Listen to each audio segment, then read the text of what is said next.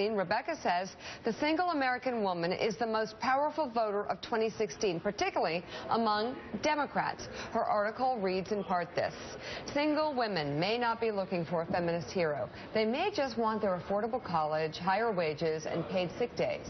The question in this year of the single woman is whether the first truly plausible female presidential candidate can recognize how much her constituency has changed and capitalize on these changes, or if she is overtaken by this growing group of independent women voters responding to more optimistic promises. Rebecca, 8 years has been a lifetime. I mean, Hillary Clinton ran in 2008 and mobilized all women behind the cause, the great cause. 8 years later, these numbers are astounding. Well, they're going in lots of directions. They're going toward, in some cases in the earliest states, predominantly white.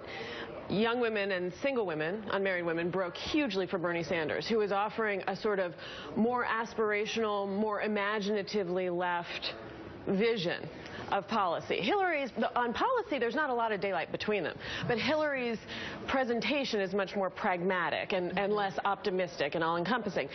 Single women tend to vote left. Now, by the way, in South Carolina, single women broke hugely for Hillary. Most blacks broke hugely for Hillary. Single women and married women both broke for Hillary.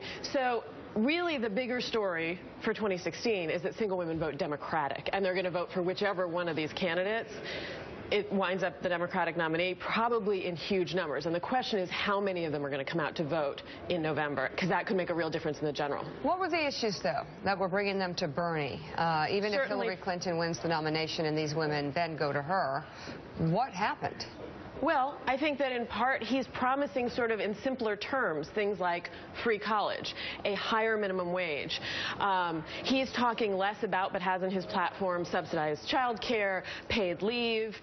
They're both talking about equal pay protections. But Bernie's bigger promises, I think, really appealed strongly to women who are entering workforces, entering colleges in greater and greater numbers every day, and who don't actually have social policies behind them in the way that social policies have backed traditionally, especially married white men, throughout our history. Single women, now often untethered from marriage, need all kinds of different social policies to accommodate as wage earners and, moving into the workforce. Right. So, Ben, let's look at